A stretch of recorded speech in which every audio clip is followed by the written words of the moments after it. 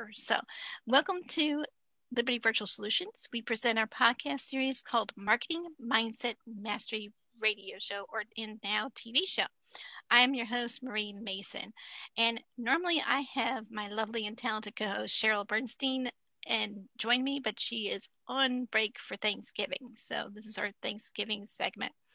And today we're going to have another amazing show with our fantastic speaker who is going to talk to us about finding stillness in the storm.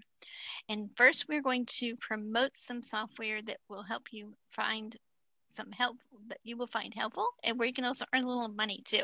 So that would be nice, right? Both during the holiday season. A little extra cash and so forth always helps. So last week we mentioned the following software that will help automate your business called and last few shows actually. So we talked about CRM, which is Honeybook, which is a scheduling software and great for discovery calls. Or the CRM software, sorry. And then the next one was MeetFox, which is great for discovery calls and a calendar scheduling. Sorry, I'm getting this all mixed up today. So, and then marketing and virtual events, affiliate links as well. We also talked about that as well. So that would be my affiliate link, which is Liberty Virtual Solutions. And we gave that link as well. That will be all down below on the screen for all the different links. But did you know that you can also stop paying monthly bills for your software by getting them through AppSumo and getting the best deals on tools that will help your business grow? Well, that is a software that I found lots of great Black Friday deals on last year. And do you remember from last week's show? I don't know if for those who were here, they might remember that I had mentioned AppSumo, so I'm going to just go ahead and mention it briefly about what's going on. Did you know that AppSumo has a referral program where you can not only help save money, but you can also get paid too? So here's how it works. You get $10 off for every friend you refer to it, and then AppSumo pays you another $10 after their first purchase. How cool is that? How would you like to get paid for referring someone to just share your affiliate link and help them save money too? That's pretty fun. And during the holidays, when their Black Friday deals are coming out, at least in the U.S., we have that after Thanksgiving, you can get some really good lifetime deals sometimes through AppSumo on several software that would help your business grow. So start saving your money and put some of that towards your business. But anyway, get $10 for every friend you refer to. Then remember, AppSumo will pay you $10 after their first purchase. So make sure you grab the offer here at http://f.buy.me.me/v/Marie V Mason.1. I did not make that up. It's just the way that what they gave me for that link. But do this now and start saving today on those Black Friday deals. And some of those are ongoing for like a month. So I would jump in early and go check out what they have to offer. And then once you become an affiliate with them, you can start saving and earning and sharing your code and affiliate link. So that's awesome. So you're probably asking, how does this relate to the topics in this episode? Well, to be honest, during the next few weeks, there's going to be a lot of families going to get together for the holiday seasons from Thanksgiving, Christmas, and New Year's Eve, and beyond in 2021. So let's face it, during the holidays, it could get stressful with visits with family and friends and people going shopping for the holidays, right? So we all need to learn how to find the stillness in ourselves in the middle of these storms. Because let's face it, sometimes you have little strife during family holidays, right? When you visit.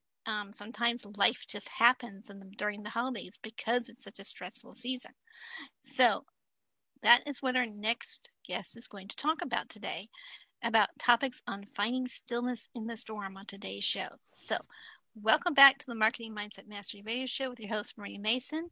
And our next guest is Stephen Webb. He is a motivational speaker, city council member at Cornwall the UK and the United Kingdom. And he hosts the podcast series called Stillness in the Storms, which is the main reason why we're doing this particular show. And then from Cornwall, and he's also from, like I said before, Cornwall, UK, which is United Kingdom. Stephen really is awesome at helping leaders in business and in their lives, in helping them to handle what has been turned upside down. And some personal facts about Stephen: he has a 22-year-old daughter and a cute cat named Mitzi, and I've seen pictures, and she's an absolutely cute cat. So today he would like to talk to you about finding stillness in the storm. So take it away, Stephen. Are you here? I am, yeah. Thank you, Marie. And thank you for having me as a guest on the show. It is my honor. I know we've been trying to get this going for the last, I guess, year, trying to get, and I'm so glad. I know. Was it that long ago when we first chatted, was it? It was probably longer than that since we first chatted, but I think we first chatted about being on a podcast about a year ago, around like the October, November timeframe last year. So much has happened in that year for everybody. I know, yeah, 2020, the year that nothing happened. Well, something happened. It just was a little bit blindsided everybody, but we're going to bounce back strong. I know, so, it's going to be fun. It's one of those years that I just think like yesterday was like March. And now, like, tomorrow's Christmas. It's like, really, what happened? Yeah, you blink and it went by. Yeah. So, and they'll be talking about this year in 200 years' time. So at least we're living through it. We're experiencing this. Right. This time. I don't know what else to call it, really. It's just something that's happening that's just amazing to live through. I think you're right, and you know, there's always a reason for it, and maybe it's just for us. If anything, it's just to remind us how important it is to do self-care. And maybe it's important to take care of our health and readjust our priorities. Because I can tell you, sometimes before COVID, I think a lot of our priorities were out of whack, and as a society, not just not just one country. I think as a world as at large, I think we all just had different priorities before the virus, and I'm thinking right now it just really helped changed our thought process around that. So I don't know if you agree to that. Absolutely. Yeah. Absolutely.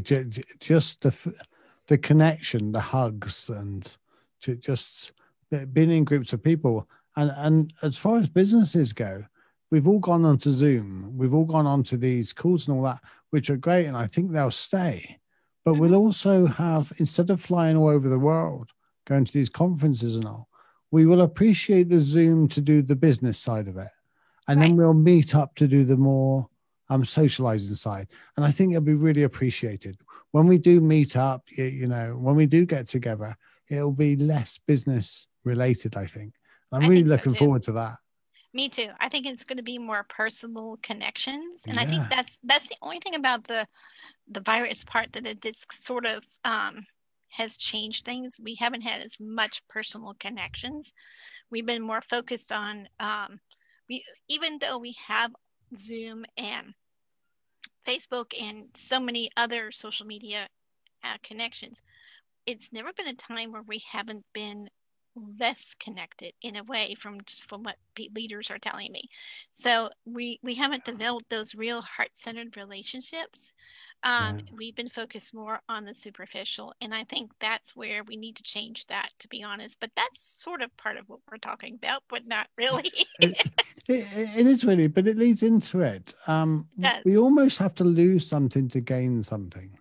True. If someone comes in and hugs you every single day, it becomes routine. It becomes normal. Right. We almost have to lose that personal connection. We almost have to lose that freedom to suddenly realize that, wait a minute, what do you mean we had that freedom? We were able to do that? Well, when it's there and it's a given, we just don't take no notice. And I think we will for a while. I don't think things will go back to the old normal. I really don't think they will. Some things will. Yes, we will eventually get rid of, and I didn't mean to interrupt, but we will eventually get rid of the face masks. I was speaking that. Absolutely. Yeah. That's one normal I don't want to keep. No, I totally agree with you. So, and you were going to say something about that, and I apologize, but I had to say that one comment because I think that's one we can all agree on is the masks got to Yeah, go. I had to go to the doctors the other day, and I had to have um I hope you don't mind me sharing this. I had a couple of moles froze off my back, Oh, wow. and it was the first time that I'd been out and about wearing the mask with other people and all that around. And I normally, I'm a big smiler. Whenever I go next to anybody, I say, all right, and smile, even to strangers. And I really found it strange that you have to smile so much more so it's in the eyes. Yes. And you cannot see that casual, normal smile. Yep. And I didn't like that. I like to see people's faces. So Yep. although it's great and it protects us and all that, it would be nice to get rid of that. See people's smiles again, that. But you know what? Seeing it in the eyes is good because that really means it's more genuine than the Yeah. superficial smiles anyway. So I'm okay with that piece of it. And I'm Yeah. hoping that the genuine smiles will continue long Yeah. past the masks. So, but that's just, that's a really good point because my husband was just bringing something up where he was at work and he has to be in the public eye because he works for like a food service and stuff. And he was greeting some of the customers and he was trying to smile and everything, and he realized after a while, like, oh, they can't see all my facial expressions because he was trying to do facial expressions underneath the mask. And then it dawned on him when he had a break, oh, they can't see that because of the Yeah. mask. Now they can see, but your point is Yeah, awesome absolutely. because you can see it in the eyes and you can see it in gestures, like hand gestures. Yeah, But it's like when we joke and then we laugh after. They don't know that it was a joke unless they see us laugh and the facial expression. So yeah, right, it's really important. It's the visual signs are really important. exactly. We just don't realize it until we don't have them. Like, No, think we about got to all the lose it to gain it. exactly. That's awesome. That's a good way of putting that. So, um, I know you have an amazing topic because one of the things that we're going to be facing during the holiday seasons is we're going to be dealing with family and visiting and hopefully some travel depending on restrictions because some places are more restricted than others. So, um, regardless, you're going to have some sort of gathering, whether it's small or big, depending on your situation. And who knows, maybe even do round robin ones. So if you have a large family, you could break it up into sections. So Yeah. there's a thought. I've done that before during the holidays because of people's schedules too. So you have one of the greatest topics that we need, which is finding stillness in the storms. And I want to just get into that a little bit. But before we do, I do have one question and then let's first, I mean, I know I've mentioned what you do a little bit, but I want to ask you, what did you do?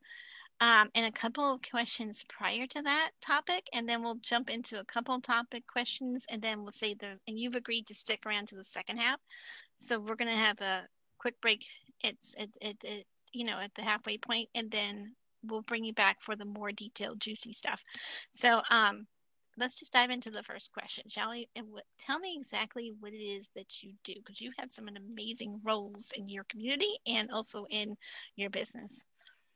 Well, I do two things really. I'm a mindfulness and meditation coach, and I help people to, just like my podcast says, find that little bit of stillness when things are going wrong, when our heads are overwhelmed and when life's just not going to plan. And I broke my neck at the age of 18, so I'm paralyzed in a wheelchair. So I'm I got a first-hand experience of life doesn't go to plan, and is what do you do with it? And it's like, well, when you're meeting up with family and things like that, how do you? I think it was Mother Teresa said that if you think you're awake, go back and spend a week with your family. Mm-hmm. And that's when it really pushes you. So on one hand, I do that. I help people with anxiety and stress, and to accept things the way they are, rather than trying to push everything away and trying to have this wonderful, peaceful life, because life isn't as simple as that. On the flip side, I'm a city councillor. So over in the UK, we have like parish and city councils, and I'm an elected official. So it's the world apart. So you've got the politics and you've got the mindfulness and meditation. And it's wonderful, really, because on the local side of politics, it's not really that political. It's what we can do to help our town and all that. And That's it's a awesome. really, sorry?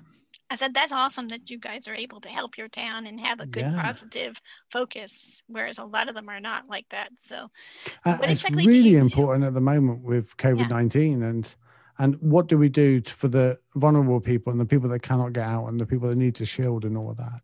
It's organizing things like that and keeping people safe in the street, and and it's not so much what we do, the elected officials, it's the officers in the offices and all that, and the town clerk.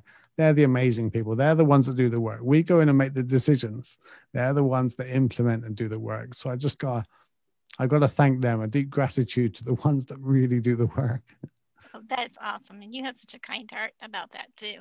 So, how did you find yourself? I mean, I know this is a little bit different from what I planned on, but how did you find yourself into, well, first the council member, and then how did you become a motivational speaker as well as doing the almost like you're like a coach or something as well, like a motivational coach? Yeah, I coach for anxiety and stress, and um, dealing with hard times and dealing with overwhelming times, whether it's in business or in personal life. How did I find? Well, I ended up in that position myself. I ended Mm-hmm. up. You'd think being paralyzed, severely paralyzed. I cannot move my fingers. I'm paralyzed just below my chest, and Mm-hmm. you'd think that'd be like the worst thing to happen. But when I was 40, I found myself single. I found myself with no money and completely rock bottom. I you know, I had no feelings. I didn't really care about anything. My carers would come in, they get me out of bed, and I was almost like a zombie down there. I just had no hope left. And I found myself sat in the shop doorway in our local town. This was before I was on the city council or anything. And my wheelchair had broke, a wire had gone through my tire and it stopped. And it was a busy Saturday afternoon. It was sunny. And there was loads and loads of people around. And it was inside of a really busy doorway. And the chair just stopped. And I burst into tears. I was 40 years old. I was sat there and I was bawling my eyes out. And it was like all my feelings had come back in that one moment. That how do I fix this chair? How do I move on from my life? What do I do? And a security guard walked over to me and he just put his hand on my shoulder. He didn't say anything. And I just knew in that moment that, do you know what? This was the release. This was okay. Everything had built up to this moment. And it was just, and I just realized in that moment, everything would be okay. And a friend come down and helped me into my van and all that. And over the coming weeks, it was difficult. But I started reading books and I started studying what can I do about my life? Well, how can I silence these thoughts? How can I do all these things? And meditation, every book told me to meditate. Well, of course, I can't meditate. I can't close my mind off. I can't stop thinking. So here's this one solution that all the gurus in the world, all these people that have these amazing careers and, even the top CEOs that will meditate and all that, but it wasn't available to me because I had it totally wrong. But when one person says something, you go, okay, maybe true. But when everybody's telling you to do the same thing, you've kind of at some point got to go, okay, I'll listen. So I did, and I started meditating, and it wasn't really working. I couldn't close my mind down, but I persevered, and over probably a space of about 2 years, I started trying to learn the knowledge of meditation. Why was I meditating? What is the point of doing it? And I learned that it wasn't to quiet, it wasn't to get rid of the thoughts. You can't get rid of the thoughts. So, the thoughts are there just the same as your heart beats. You don't want to stop your heart beating. Your mind's there to think. But you can choose which thoughts to get on and which thoughts to allow to let go. And that's where I found my calmness. That's where I found my stillness. It was like, I can be with this storm, but I don't have to be part of the storm. And that's where it really changed. And because that changed my life, And because I was becoming calmer and I was becoming happier, really, I was really starting to enjoy life. People were coming to me going, I want a piece of that. How do I do it? You know, I've got all kinds of problems in my life and you've got way more than me, I think, and you're happy. So that's how I got into that. Regarding the city council, it was more so I run out of excuses. It was like they kept coming and asking me, and because I used to be political when I was like 17, 18. I wanted to be an MP at that age.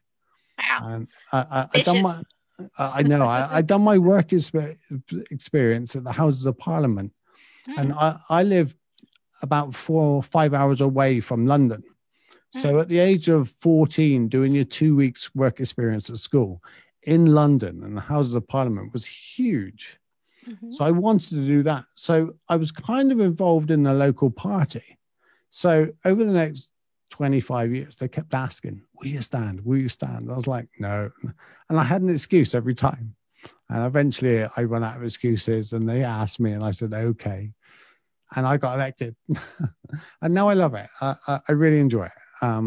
It really feels like, hey, I can bring a little heart to the establishment, to the city council.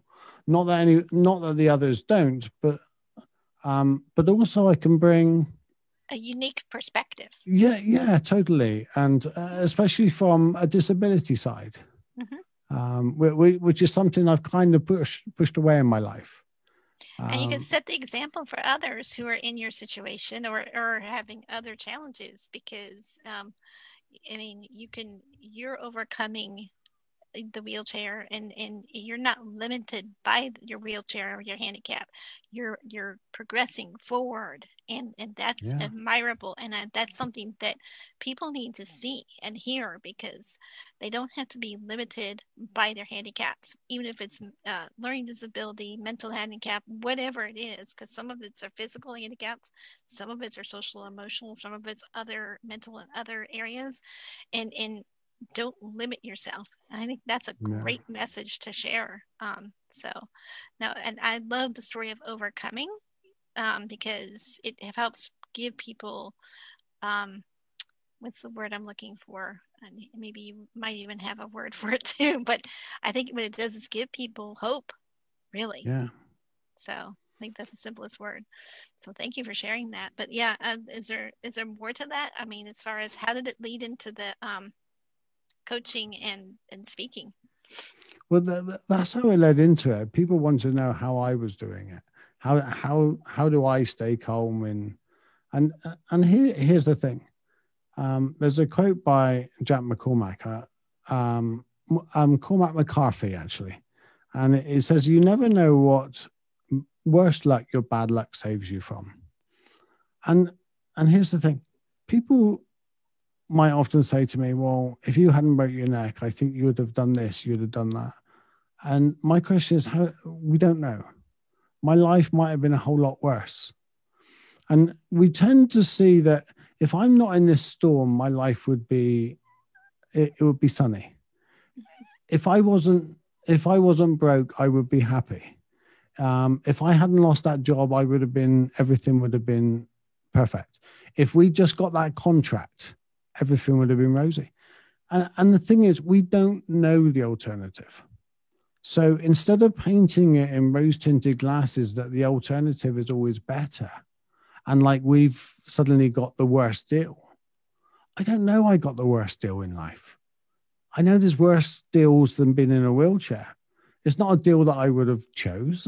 I would have never asked for it.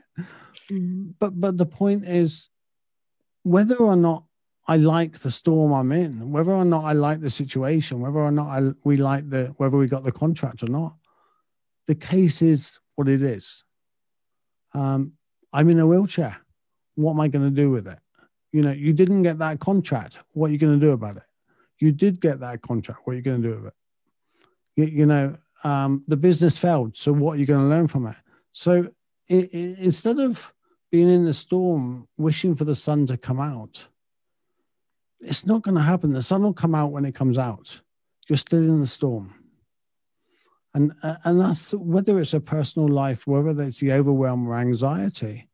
as soon as we accept our present situation, instead of trying to push it away and get rid of it, we can deal with it. And acceptance is so much easier than letting go. Letting go is an action that is really difficult.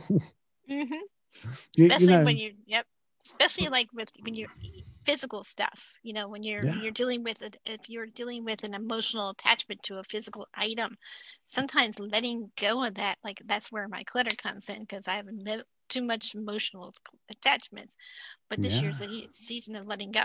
But when you touched on that, it was perfect, because I'm really like, it's physical clutter is just one piece of it, but there's other parts of it. Could you tell us some of the other parts of things that you want, that we need to consider letting go some stuff? I mean, that would be something I'm just going to throw in there. Well, there's emotional attachment.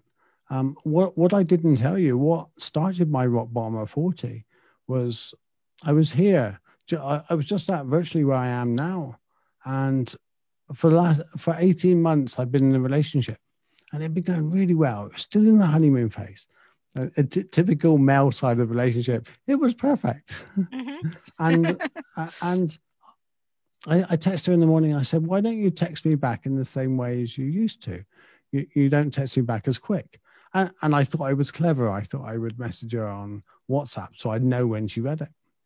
And she texted back and said, well, I don't know what I want anymore. Well, I'd had enough experience in my life that I knew exactly what that meant. By the end of the day, she came over, picked up her stuff, left. She was in tears. I was in tears. But the relationship wasn't working for her anymore. Now then, I realized now it wasn't working for me, but I didn't know that. And that was really the catalyst. Here I am, 40. I'm paralyzed in a wheelchair. I'm never going to have another partner. I'm never going to have this. I'm never going to have that. So all the inadequacies start creeping in. And I got so emotionally attached to needing a partner, to this person, that when someone comes along and says, just let it go, just let your past go. How do you do that? Yes, I was going to ask you that.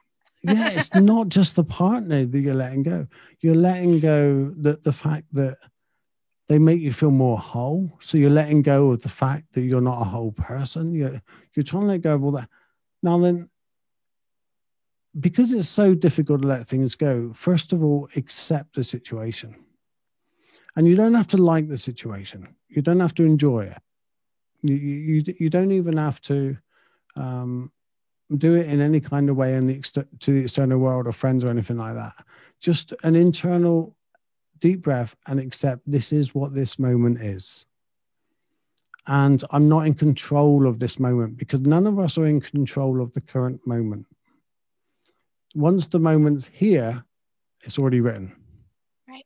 But we have some influence over the next moment. Yeah. So when we accept the current moment, because that's what we want to do. That's what most of depression, anxiety is. Well, depression is mainly we don't like to be in the moment that we are in. We don't like to be feeling what we're feeling. And whether that's in business or in personal life or anything, we just don't want to be here. And anxiety is, I don't want to end up where I think I'm heading.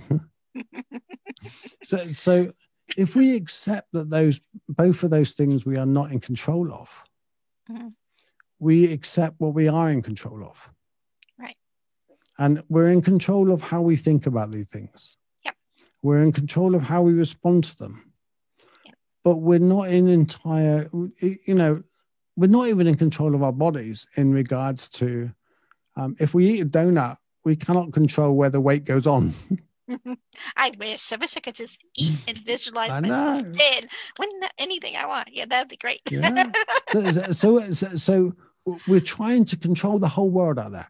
We're trying to control our customers. We're trying to control our clients and what they do. And you'll see coaches out there. It's like telling the clients, this is what you got to do. But we're not in control of most of it. We have an influence. But we're really not in control. And it reminds me of Stephen Covey when he says we're trim tabs. Do you know what a trim tab is? I read some of his books, but I cannot recall what he meant by that. Well, you take the great big ocean liner, and all the way down the side, there's these little flaps that individually they don't do much, but together they have a little bit of influence on where the ship's going. And that's what we are. We're trim tabs, whether it's in a business, whether it's in a thing. And we have a little bit of influence on some of the external world, but very little. But we have this a desire and this want to be in control of things. We want to be in control of the traffic. We want to be in control of how people talk to us. We want to be in control of when people phone us. You know? Yeah, I was trying to get that way at one point because I had such a crazy schedule. I had to sit there and say, "You guys can't call me all the time. It just doesn't work.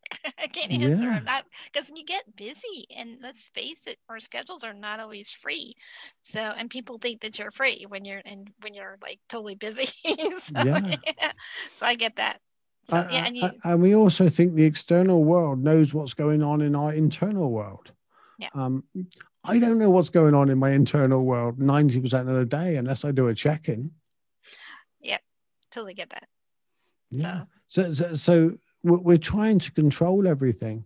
So it's not a matter of sitting back and going, well, okay, I'm going to allow life to just trample on me and deal whatever it wants to me. And then I'm just going to sit back and take it. It's not about that either. It's about accepting the moment and then recognizing what you can control and then having influence over it. You know, you're not in control like the archer. You can practice and practice and practice, but once that arrow leaves the bow, you're no longer in control of it. And we're going to talk a little bit more about how to influence that on the second half of our show, because you're going to get into more discussions about some of this particular topic. So, but I just want to thank Stephen for being our speaker for this today, and for his engaging, entertaining, and educational topic. And Stephen has agreed to stick around for this and continuous topic on finding stillness in the storms, which is so prevalently needed right now in this era and also in the season. So make sure you stay right here on W4CY.com radio and TV for an amazing episode of Marketing Mindset Mastery. We go on the air every Thursday at 6 p.m. Eastern